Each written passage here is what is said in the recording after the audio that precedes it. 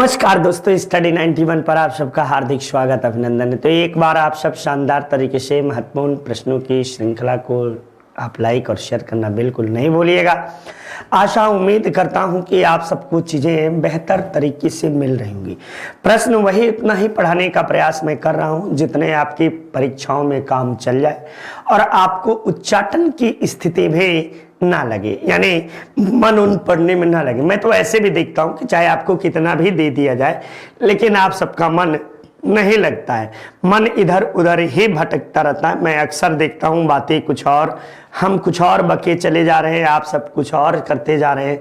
तो चलिए, आप सबकी जो इच्छाओं को आपको नियंत्रित नहीं किया जा सकता क्योंकि मन सबसे अधिक चंचल होता है। लेकिन इच्छाओं पर नियंत्रण करना यदि नहीं सीखेंगे तो जीवन में और भी कई चीज़ों की परेशानियों का सामना करना पड़ेगा। जीवन सिर्फ इतना ही नहीं है कि पढ़ लेना, नौकरी पा लेना, नौकरी पाने के बाद जीविकोपार्जन का साधन कर लेना, यही जीवन नहीं है। जीवन इससे ऊपर की भी चीज़ें हैं।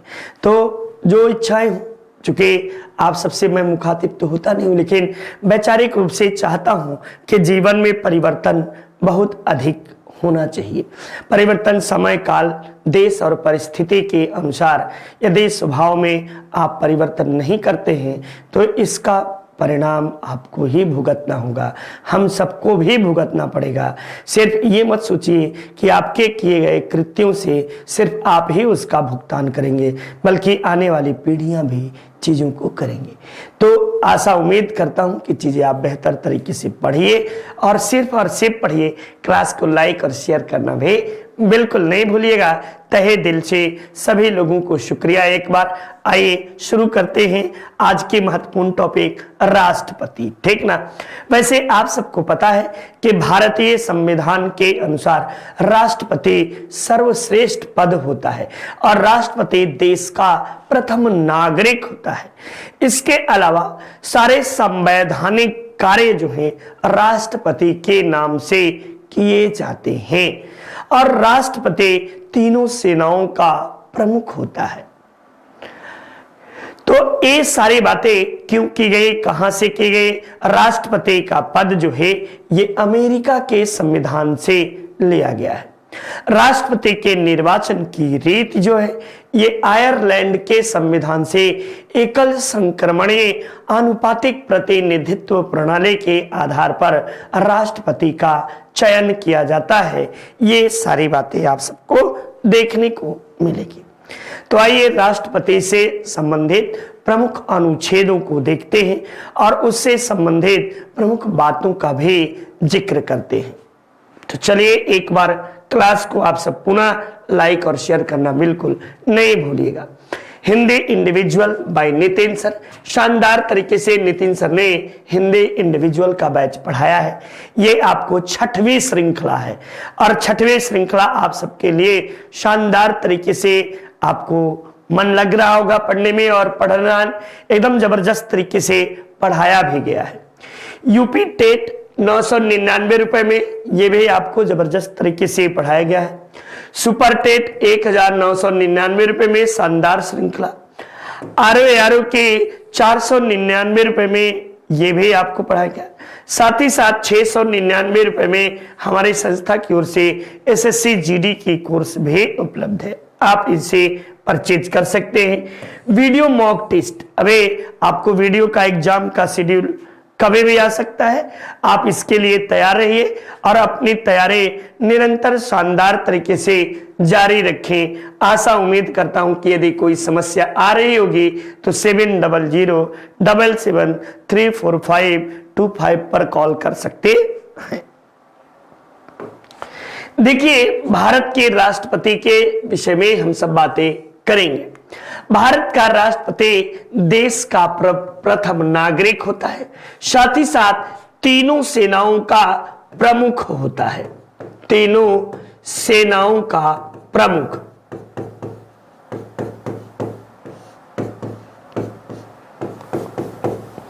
ठीक, ये बात हुई ना?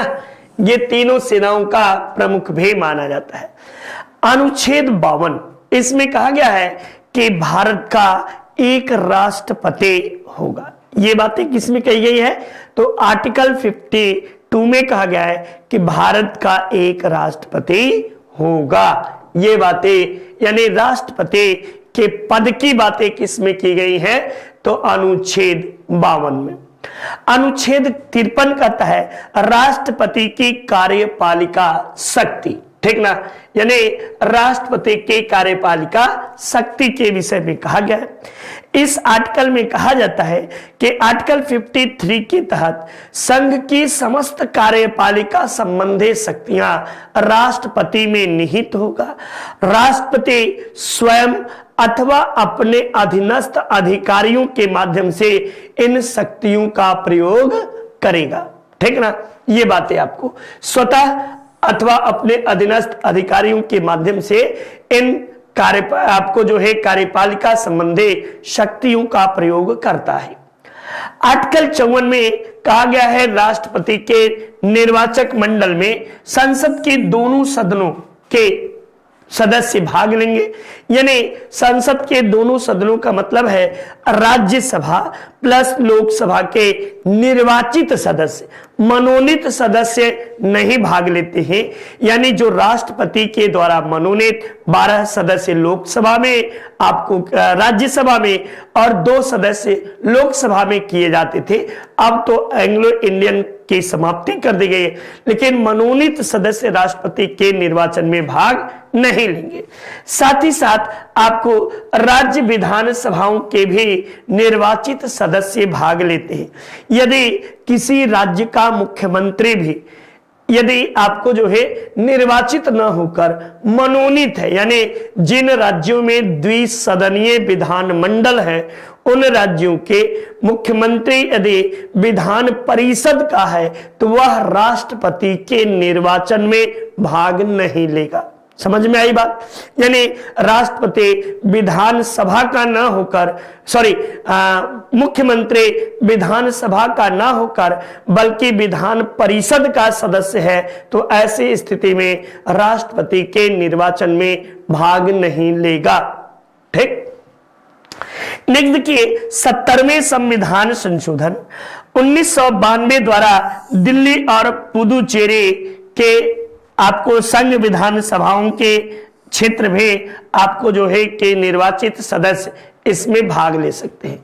यानी 70वें संविधान संशोधन के तहत इस बात का प्रावधान किया गया कि दिल्ली और पुदुचेरी 2 केंद्र शासित प्रदेश ऐसे हैं जहां विधान सभा है, ठीक ना। तो यहां के भी निर्वाचित सदस्य राष्ट्रपति के निर्वाचन में भाग ले सकते हैं, इस बात का जिक्र किया गया है। नेक्स्ट, राष्ट्रपति के चुनाव में मनोनीत सदस्य एवं विधान परिषद के सदस्य भाग नहीं लेते हैं, चाहे वह मनोनीत सदस्य लोकसभा का हो, चाहे राज्यसभा का हो, चाहे विधानसभा का हो, चाहे विधान परिषद का हो, तो ये सदस्य आपको भाग नहीं लेते हैं। राष्ट्रपति का चुनाव जो होता है ये आनुपातिक प्रतिनिधित्व प्रणाली के तहत एकल संक्रमणीय मत प्रणाली द्वारा किया जाता है। ये राष्ट्रपति का चुनाव आनुपातिक प्रतिनिधित्व प्रणाली जो है ये कहां से लिया गया है बेटा? तो आयरलैंड के संविधान से। कहां से? आयरलैंड के संविधान से आपको ये बात लिया गया है। और राष्ट्रपति के मत की गणना जो है 1971 के जनगणना के आधार पर होती है। राष्ट्रपति के यहां पे 1971 के मत के आधार पर, 71 के जनगणना के आधार पर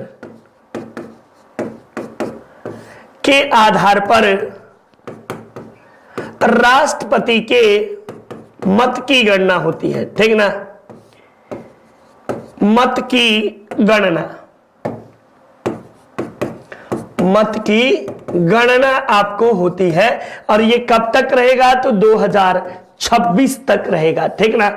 ये बातें भी आप सब याद रखिए। अनुच्छेद 58 इसमें कहता है कि राष्ट्रपति निर्वाचित होने के लिए अर्हताएं, यानी राष्ट्रपति से संबंधित योग्यताएं क्या होना चाहिए, तो राष्ट्रपति 35 वर्ष की आयु को पूरी कर चुका हो, पहली चीज। दूसरा, भारत का नागरिक हो। तीसरा, पागल या दिवालिया ना हो। चौथी, किसी उच्च पदों पर आसीन या किसी लाभ के पद पर आसीन ना हो, ठीक ना। तो ये बातें आपको कहा गया है। साथ ही साथ लोकसभा का सदस्य निर्वाचित होने की योग्यता रखता हो, ये बात भी आपको आर्टिकल 58 में कहा गया है। राष्ट्रपति के चुनाव और नामांकन के लिए कम से कम उम्मीदवारों की संख्या 50 प्रस्तावक और 50 अनुमोदक होने चाहिए, ये बात। जमानत राशि के तौर पर 15,000 रुपए जमा की जाते हैं यदि आप कुल मत का 6% मत नहीं पाते हैं। यहां आपको है, यदि उम्मीदवार का 1/6वां भाग आप प्राप्त नहीं करते हैं तो ऐसी स्थिति में आपकी जमानत राशि जब्त कर ली जाएगी। राष्ट्रपति की पदावधि उसके कार्यकाल से 5 वर्ष, उसके पद ग्रहण की तिथि से 5 वर्ष की तिथि से 5 वर्ष आपको जो है 5 वर्ष माना जाता है, यानी वह अपने पद पर रहेगा। लेकिन आगे कहता है अनुच्छेद 51 आपको 56(1) में कहता है कि राष्ट्रपति अपना त्यागपत्र उपराष्ट्रपति को संबोधित करेगा, और राष्ट्रपति उपराष्ट्रपति को अपना त्यागपत्र देता है, उपराष्ट्रपति राष्ट्रपति को अपना त्यागपत्र देते हैं, और उपराष्ट्रपति इसकी सूचना लोकसभा अध्यक्ष को तुरंत देगा। ये बातों का प्रावधान किया गया है। आर्टिकल 56(2) भारतीय संविधान का अनुच्छेद 57 राष्ट्रपति के पद के लिए किसी व्यक्ति के पुनः निर्वाचन की पात्रता का निर्धारण करता है, यानी राष्ट्रपति के जो निर्वाचन का पद का निर्वाचन है, ये आपको बातों को पुनः निर्वाचित होने के लिए ये बात कहता है। नेक्स्ट, अनुच्छेद संवैधानिक संशोधन 1942 आपको जो है 42वें संविधान संशोधन 1976 के तहत इस बात का प्रावधान किया गया कि राष्ट्रपति के निर्वाचन में जनसंख्या का तात्पर्य 1971 की जनगणना मानी जाएगी, जो मैंने आपको पहले ही बता दिया, ठीक ना। नेक्स्ट देखिए, 84वें संविधान संशोधन 2001 द्वारा इसे 2026 तक बढ़ा दिया गया है। अनुच्छेद 60 ये किस बात का जिक्र करता है, तो भारत के राष्ट्रपति के शपथ भारत का मुख्य न्यायाधीश दिलाता है, और वर्तमान में इसका वेतन जो है 5 लाख रुपए आपको निर्धारित है, ठीक ना। नेक्स्ट, राष्ट्रपति पर महाभियोग संविधान के अतिक्रमण के आधार पर लगाया जाएगा। ये बातें आप देखोगे तो पीछे यहीं पे ये बातें छूट रहा था 56(2) में। 56 आपको जो है 1 क में इस बात का जिक्र किया गया है कि राष्ट्रपति पर महाभियोग आपको संविधान के अतिक्रमण पर लगाया जाएगा। लेकिन राष्ट्रपति पर महाभियोग की प्रक्रिया का उल्लेख जो है ये कहां पर किया गया है, तो राष्ट्रपति के महाभियोग की प्रक्रिया आपको जो है ये आपको 61 में किया गया है। 60 में राष्ट्रपति के शपथ की बातें की गई है, याद रखिएगा। ये आपको यूपीपीसीएस आपको 2021 में ये प्रश्न पूछा है कि राष्ट्रपति के शपथ का उल्लेख किसमें है, तो आर्टिकल 60 में राष्ट्रपति के शपथ का उल्लेख किया गया है। अनुच्छेद 62(2) के तहत क्या कहता है, राष्ट्रपति के पद की रिक्ति यानी पद रिक्त या मृत्यु, पद त्याग या पद से हटाए जाने के कारण यदि आपको खाली हो तो पद रिक्त को भरने के लिए निर्वाचन रिक्ति होने की तारीख के पश्चात शीघ्र प्रत्येक दशा में 6 माह के भीतर आपको जो है 6 माह के बीतने से पहले यानी 6 माह के भीतर हो जाना चाहिए। ऐसी बातों का जिक्र किया गया है। अनुच्छेद 77, इसमें भारत के राष्ट्रपति के समस्त कृत्यों को आपको जो है भारत सरकार के समस्त कृत्य जो है राष्ट्रपति के नाम से किए जाएंगे, यानी कार्यपालिका संबंधी समस्त कार्य राष्ट्रपति के नाम से किया जाता है। चूंकि राष्ट्रपति आर्टिकल 53 के तहत कार्यपालिका का प्रमुख होता है। नेक्स्ट, अनुच्छेद 78, राष्ट्रपति को प्रधानमंत्री से सूचना प्राप्त करने का अधिकार प्राप्त है, यानी प्रधानमंत्री जो होता है वो अपनी मंत्रिमंडल संबंधी सूचनाओं को राष्ट्रपति को प्रेषित करता है या बताता है। ये डे टू डे की बात है, ठीक ना। प्रतिदिन राष्ट्रपति आपको जो है कि मंत्रिमंडल संबंधी सूचनाओं से अवगत होता है। अनुच्छेद 108 के तहत राष्ट्रपति संसद के दोनों सदनों की संयुक्त अधिवेशन को बुलाता है, यानी संयुक्त अधिवेशन को आहूत करने की शक्ति राष्ट्रपति में निहित है। नेक्स्ट, अनुच्छेद 111 यह प्रावधान करता है कि राष्ट्रपति संसद के दोनों सदनों द्वारा रोके गए या दोनों सदनों द्वारा रोक लेगा अथवा जो विधेयक है, कुछ बातें छूटे हैं, धन विधेयक के अलावा पुनर्विचार हेतु सदन को लौटा देगा। यानी यह प्रावधान है कि राष्ट्रपति संसद के दोनों सदनों द्वारा यदि कोई विधेयक पारित है तो उस विधेयक को रोक देगा या आपको विधेयक को पुनर्विचार के लिए सदन के पास लौटा देगा। पारित विधेयक को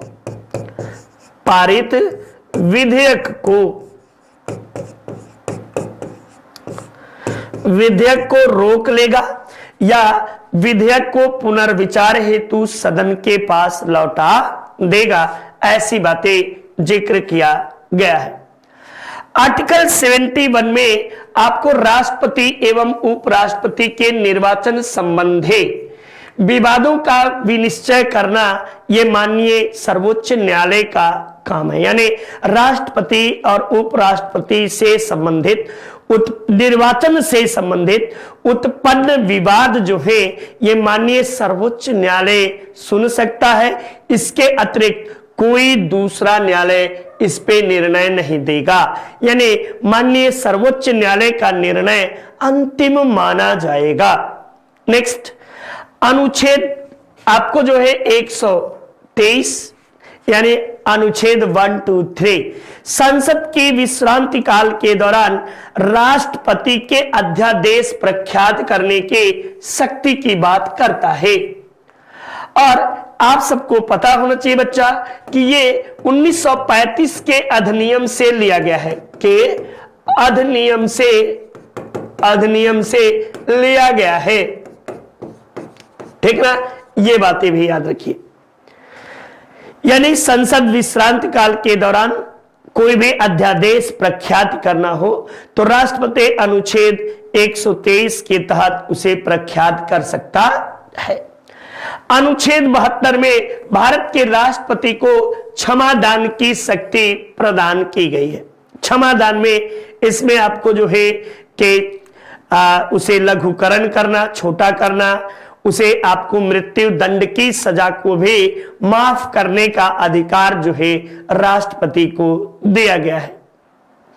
नेक्स्ट बातें, अनुच्छेद 143 इसमें कहता है कि यदि कोई राष्ट्रीय स्तर का मुद्दा है जो राष्ट्रपति जिसपे यदि परामर्श चाहता हो तो माननीय उच्च न्यायालय सर्वोच्च न्यायालय से आर्टिकल 143 के तहत वह परामर्श मांग सकता है।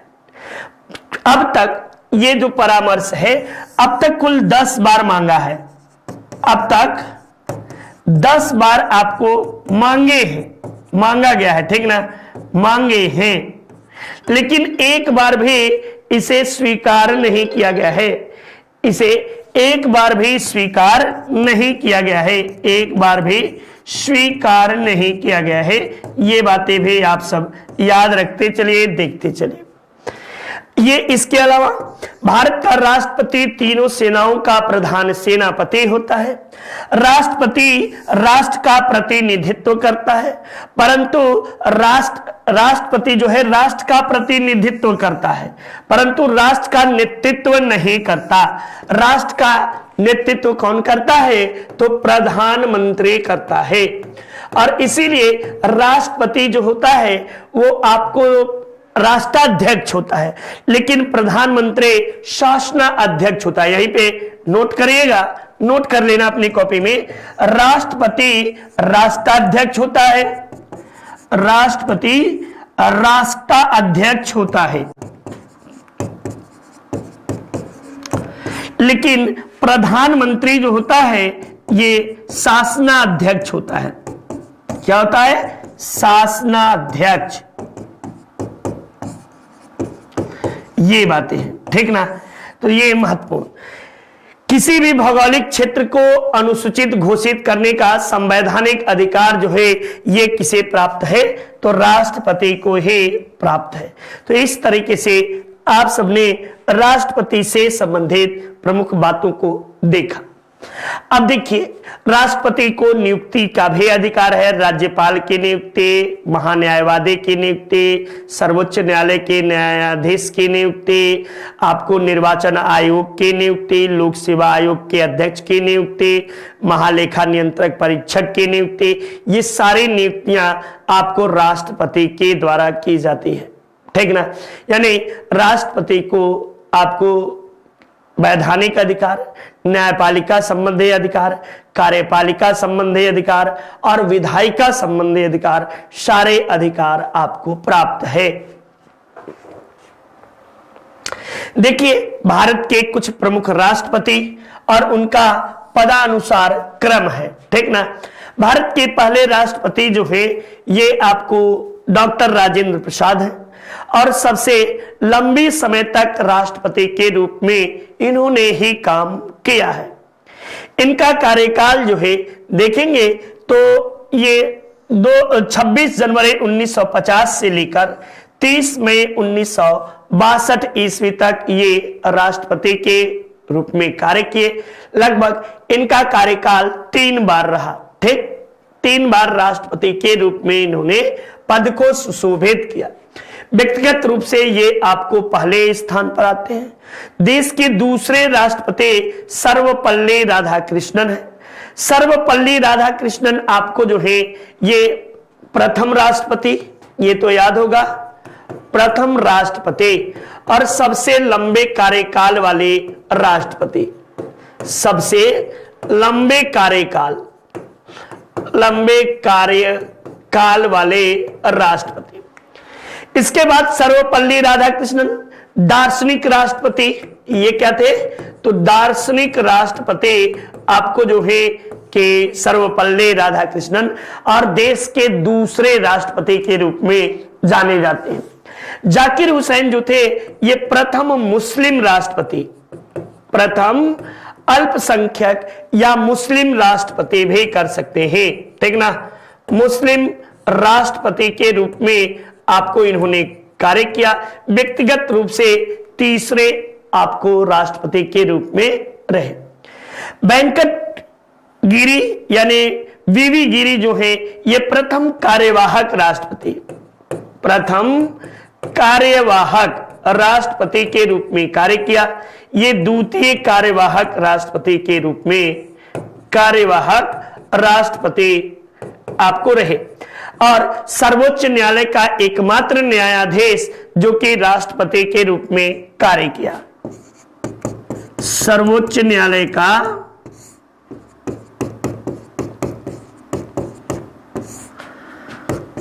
एकमात्र मुख्य न्यायाधीश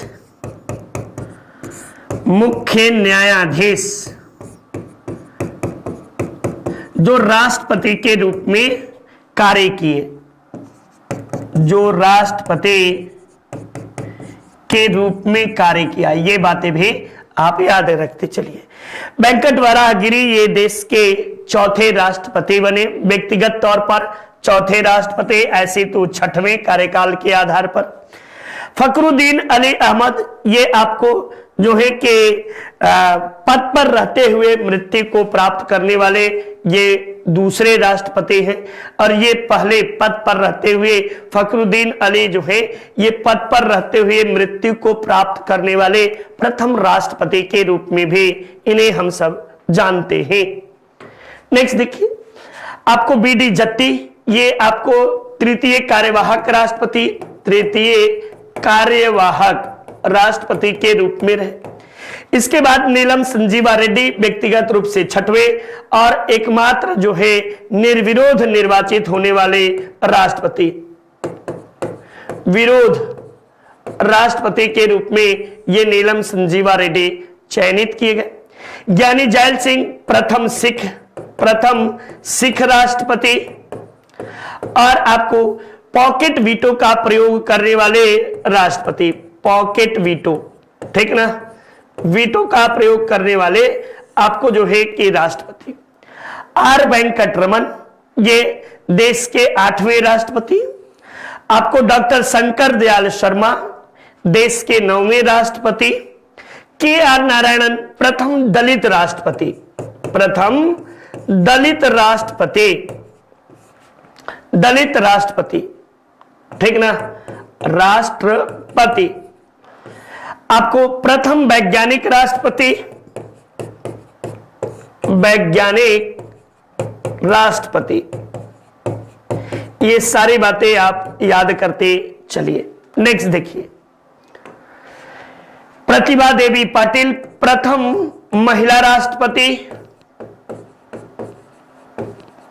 महिला राष्ट्रपति। इसके बाद आपको प्रणब मुखर्जी रहते हैं, फिर रामनाथ कोविंद और द्रौपदी मुर्मू आपको प्रथम दलित राष्ट्रपति, प्रथम महिला दलित आदिवासी राष्ट्रपति, आदिवासी राष्ट्रपति, ठीक ना। तो मुर्मू जी ये देश की दूसरी महिला राष्ट्रपति हैं, और इसके अलावा प्रथम महिला आदिवासी राष्ट्रपति के रूप में भी इन्होंने पद को सुशोभित किया। तो इस तरीके से आप सब राष्ट्रपति को देखें। अब राष्ट्रपति से संबंधित महत्वपूर्ण प्रश्नों की श्रृंखला से भी रूबरू हो लिया जाता है। देखिए, भारत के राष्ट्रपति अपनी शक्ति का प्रयोग करता है किससे? स्वयं, देखिए, सीधे अथवा अपने अधीनस्थ अधिकारियों के माध्यम से करता है। इस बात का जिक्र कहां है? तो अनुच्छेद 53 में किया गया है कि राष्ट्रपति कार्यपालिका का प्रमुख होता है, कार्यपालिका का प्रमुख, ठीक ना, ये याद रखिएगा, कार्यपालिका का प्रमुख राष्ट्रपति होता है, और वह अपनी शक्तियों का प्रयोग स्वयं अथवा अपने अधीनस्थ अधिकारियों के माध्यम से करता है। नेक्स्ट, भारत में राष्ट्रपति का निर्वाचन किस प्रकार होता है? तो यहां पे प्रत्यक्ष रूप से नहीं, राज्यसभा के सदस्यों द्वारा नहीं भैया, लोकसभा नहीं, अप्रत्यक्ष मतदान प्रणाली के आधार पर एकल संक्रमणीय मत प्रणाली, ठीक ना, एकल संक्रमणीय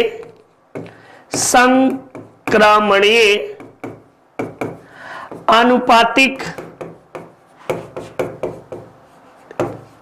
प्रतिनिधित्व प्रणाली के द्वारा आपको ये अप्रत्यक्ष मतदान द्वारा कराया जाता है। ये आयरलैंड के संविधान से लिया गया है, आयरलैंड से आपको लिया गया है। ये बातें भी याद रखते चलिए, देखते चलिए। नेक्स्ट देखिए, राष्ट्रपति के निर्वाचक मंडल में सदस्य होते हैं, तो संसद के दोनों सदनों के निर्वाचित सदस्य, ये बिल्कुल सही है। राज्य विधान मंडल के दोनों सदनों के दोनों सदन नहीं बेटा, राज्य विधान सभाओं के निर्वाचित सदस्य, बिल्कुल सही है।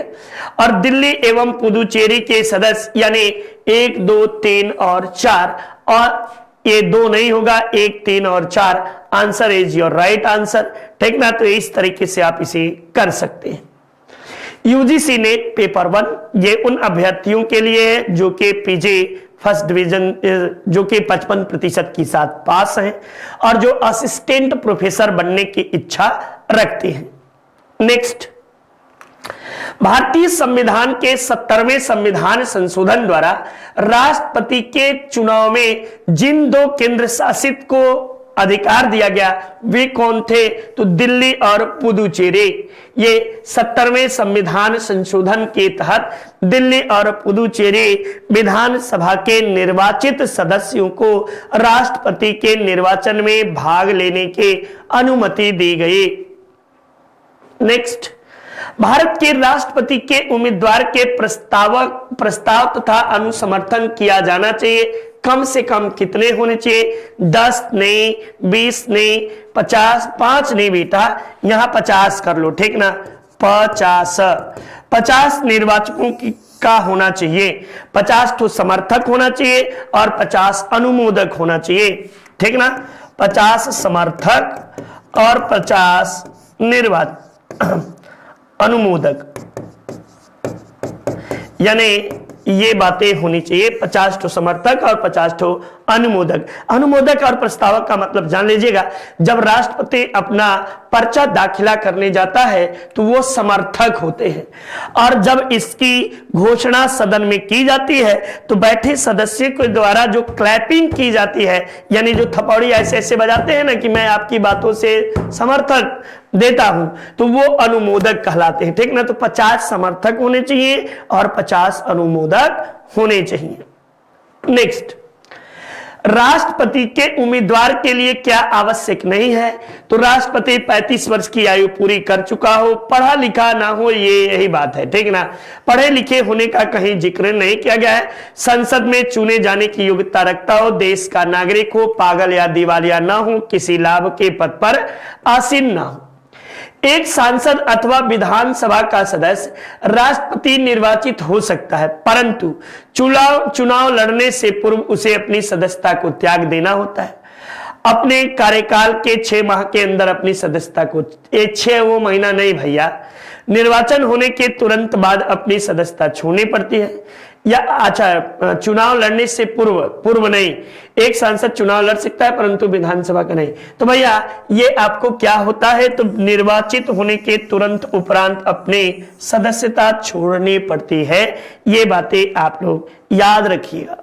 नेक्स्ट, भारतीय संविधान का कौन सा अनुच्छेद राष्ट्रपति के पद के लिए पुनः निर्वाचन के योग्यता को निर्धारित करता है? तो ये आपको जो है आर्टिकल 57 ये पुनः निर्वाचित होने की योग्यता को निर्धारित करता है।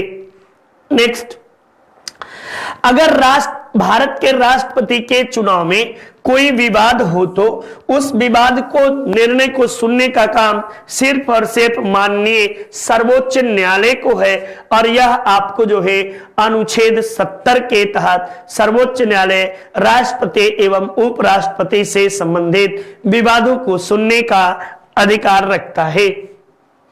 नितिन सर की हिंदी इंडिविजुअल शानदार तरीके से हिंदी के बादशाह के द्वारा पढ़ाया गया है, और हिंदी आप कह सकते हैं कि पूरे उत्तर भारत में जबरदस्त तरीके से हिंदी पढ़ाने वाले एकमात्र टीचर, आप शानदार तरीके से इनसे पढ़ सकते हैं। राष्ट्रपति 5 वर्ष तक अपने पद पर बना रहता है पद ग्रहण की तिथि से, यानी अपने पद ग्रहण की तिथि से वह कितने दिन तक? तो 5 वर्ष तक अपने पद पर बना रहता है।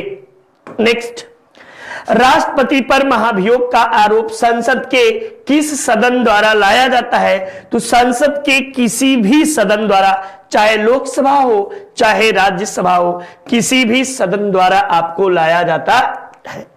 और उपराष्ट्रपति पर राज्यसभा द्वारा, उपराष्ट्रपति पर राज्यसभा द्वारा, ठीक, महाभियोग लाया जाता है। भारत के राष्ट्रपति पर महाभियोग चलाने के लिए कम से कम कितने दिन पूर्व सूचित करना होता है? तो 14 दिन पूर्व सूचित करना होता है। महाभियोग का उल्लेख किस अनुच्छेद में किया गया है? तो अनुच्छेद 61 में महाभियोग का उल्लेख आपको किया गया है।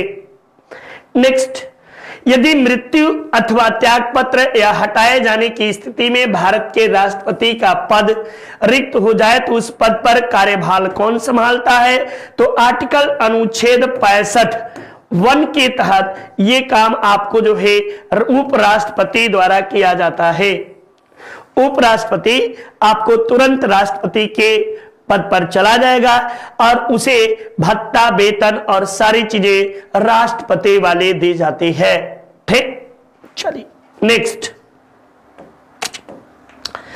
भारत का कार्यपालिका अध्यक्ष कौन होता है? तो राष्ट्रपति भारत के कार्यपालिका का अध्यक्ष होता है और प्रधानमंत्री शासनाध्यक्ष होता है। ठीक ना, याद रखिएगा, शासनाध्यक्ष जो होता है वो प्रधानमंत्री होता है। भारतीय संविधान के निम्न में से किस एक संशोधन द्वारा राष्ट्रपति को कोई भी मामला आपको मंत्री परिषद द्वारा पुनर्विचार के लिए वापस भेजने का अधिकार दिया गया है? तो ये 42वें संविधान संशोधन के तहत आपको जो है पुनर्विचार का अधिकार दिया गया है। ठीक, तो ये बातें आप याद रखिएगा। 44वें संविधान संशोधन 1978 के तहत राष्ट्रपति को किसी भी विषय पर पुनर्विचार करने का अधिकार दिया गया है। नेक्स्ट, नितिन सर के हैंड रिटन नोट्स हैं, ये वही नोट्स हैं जो उन्होंने आपको यूट्यूब पे शानदार तरीके से कॉपी पेन के माध्यम से पढ़ाया है।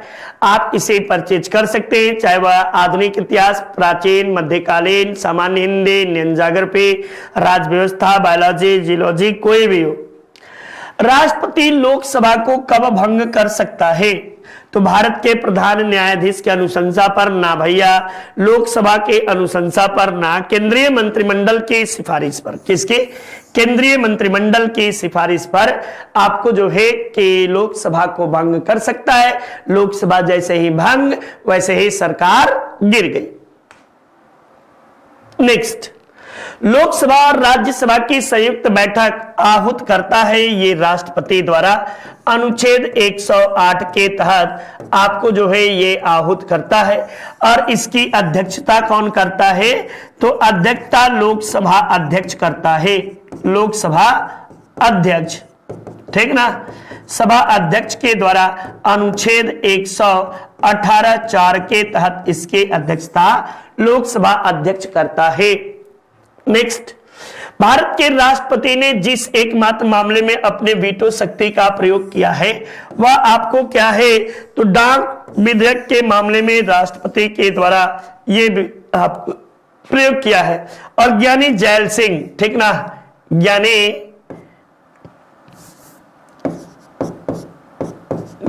जैल सिंह, ज्ञानी जैल सिंह ने इसका प्रयोग किया है और पॉकेट वीटो के रूप में इसका प्रयोग किया है। ठीक, ये याद रखिएगा। नेक्स्ट, संविधान के किस अनुच्छेद के अंतर्गत राष्ट्रपति को अध्यादेश जारी करने की शक्ति है? तो अनुच्छेद 123 के तहत राष्ट्रपति अध्यादेश प्रख्यात कर सकता है। राष्ट्रपति द्वारा जारी एक अध्यादेश को संसद में सत्र शुरू करने के बाद कितने समय तक रखा जाना आवश्यक है? तो ये आपको कितने समय तक? तो 6 सप्ताह के भीतर उसे कानूनी रूप दे देना चाहिए या तो उसे समाप्त कर दिया जाना चाहिए यदि कोई आपको विधेयक अध्यादेश प्रख्यात किया गया है राष्ट्रपति के द्वारा तो। ठीक, तो इस तरह से आप सबने शानदार महत्वपूर्ण प्रश्नों की श्रृंखला को देखा। आशा उम्मीद करता हूं कि आप चीजों को बेहतर तरीके से समझ रहे होंगे और खूब मन लगा के पढ़ रहे होंगे। तो जय हिंद, जय भारत, नमस्कार, वंदे मातरम। आप सबका दिन मंगलमय हो। इन्हीं कामनाओं के साथ आशा उम्मीद करता हूं कि चीजें बेहतर तरीके से आप सबको समझ में आई होंगी। तो चलिए, शुभ संध्या, शुभ रात्रि, गुड नाइट, सबको सत श्री अकाल। एकदम शानदार तरीके से प्रभु का नाम लेकर सोइए और आनंदित तरीके से सुबह मुस्कुराते हुए उठिए।